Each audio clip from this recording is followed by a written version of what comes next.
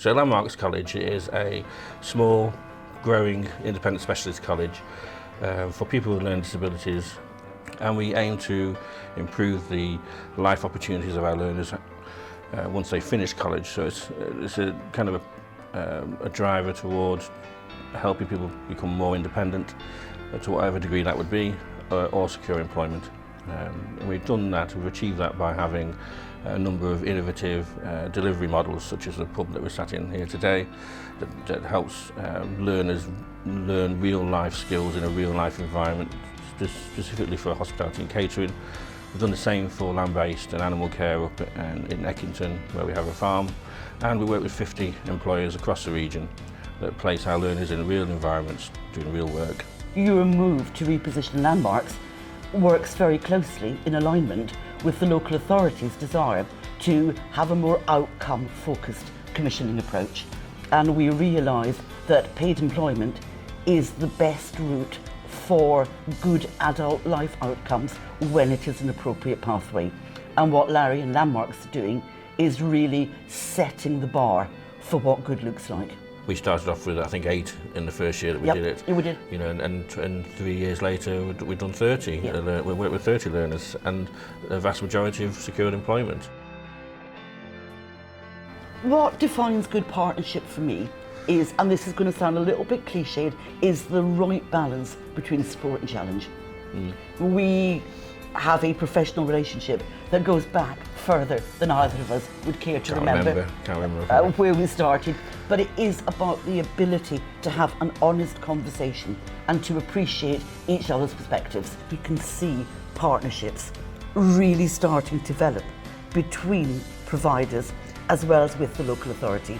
It's just so good to hear about the way in which West Notts and Portland are really working together.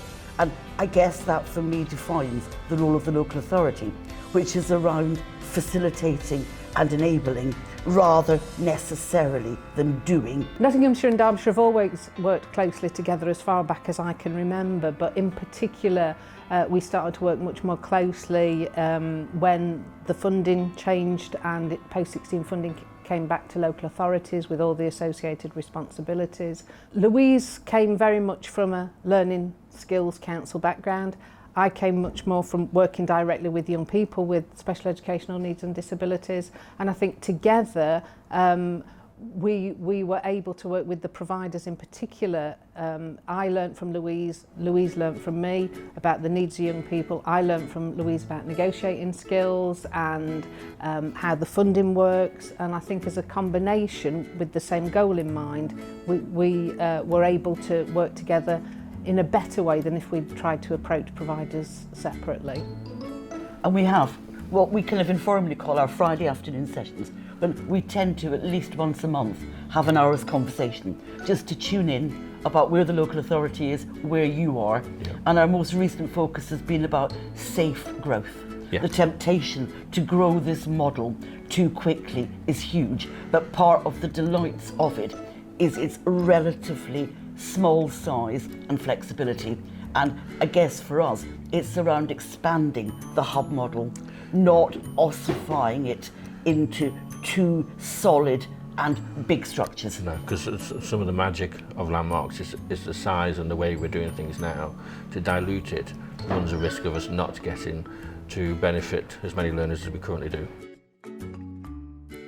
What I welcome with the relationship we have with Notts County Council, and it's not the same for other local authorities, is this relationship of trust that we have, which has been built up over a number of years. So the local authority, I think, trust us to know what we're doing with our learners, to actually have that sometimes robust conversations about where funding levels may sit, but also the flexibility in some of the funding. So, you know, there's been a number of occasions over probably the last 2 or 3 years where we've had a particular learner where perhaps we need to operate outside of the formalised mechanisms for high needs funding, where they've needed more support, or we may have needed to underwrite, for example, a job coach role against high needs funding, which is not, and I think Nottinghamshire County Council, particularly Louise, are very, very good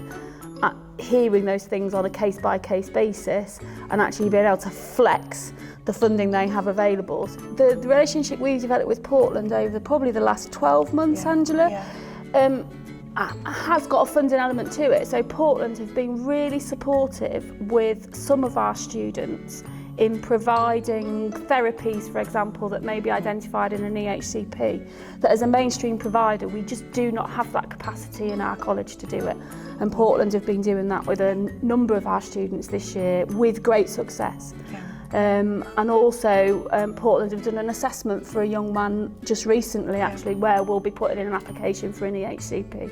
So I think actually together we are starting to say, Portland has the expertise, whereas a mainstream provider we would never have that kind of expertise.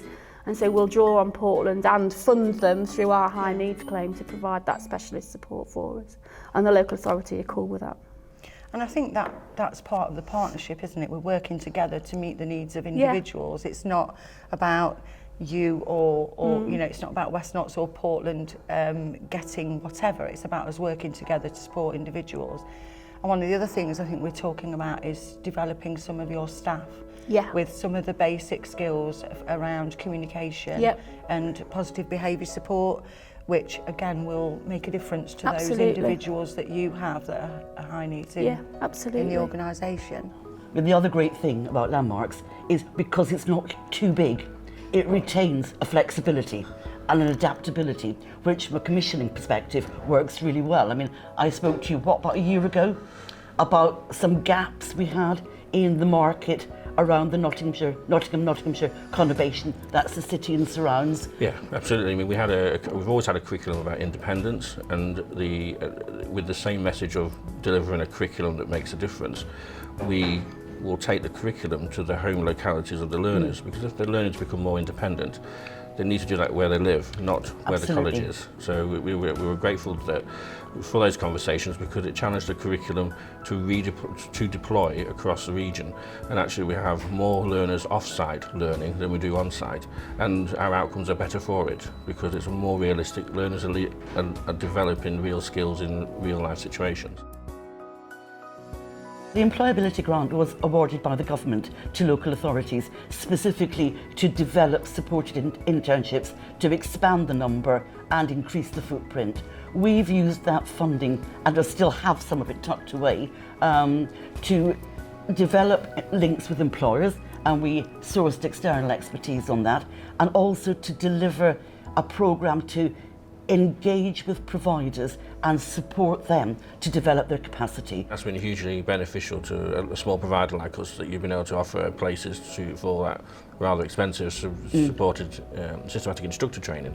Because like you say, it's actually the key to successful placements, having that knowledge when you're supporting people in the workplace. And also, your consultant has come round and is, as a college, we only know what we know. So actually having some discussions with somebody who's done it before, a lot of years, has lots of stories to tell us about how it works well elsewhere. That's been invaluable to helping shape how we go forward. There is something here about not reinventing the wheel. We had a cohort of learners last year that left, who started with us, and we never actually thought employment would be a realistic outcome for them. We thought they'd be more independence based.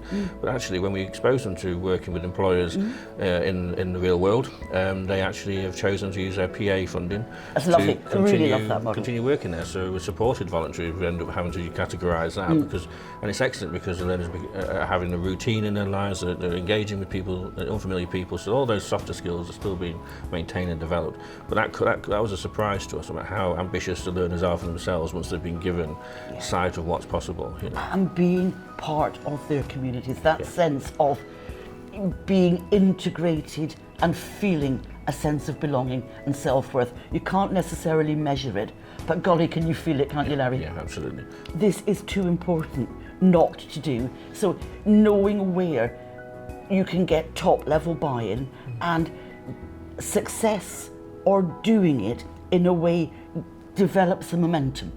And once that momentum, as Landmarks has demonstrated, once you set that ball rolling, there is a kind of force behind it, and then the young people and their families actually themselves become your most powerful advocates.